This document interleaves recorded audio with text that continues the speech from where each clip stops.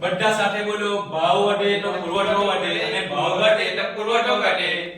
વિદ્યાર્થી મિત્રો, હમણાં તમે પુરવઠાનું એક નાટક જોયું કે જેની અંદર વસ્તુની કિંમત વધે છે ત્યારે શું કરવામાં આવે છે કે વધારે ને વધારે વસ્તુ બજારમાં વેચવા માટે લાવવામાં આવે છે. તમે જોયું તો હમણાં પેલા ભાઈ ટામેટા કરતા આવ્યા તો ટામેટા વાળાએ શું કર્યું કે જેમ જેમ ભાવ વધ્યો એમ એમ વધુ ને વધુ ટામેટા લેવા માટે ગયા અને વધુ ને વધુ વેચવાનો પ્રયત્ન કર્યો. એટલે જેમ વસ્તુની કિંમત વધે છે એમ બજારમાં પુરવઠો પણ વધે છે. સમજાયું ને વિદ્યાર્થી મિત્રો?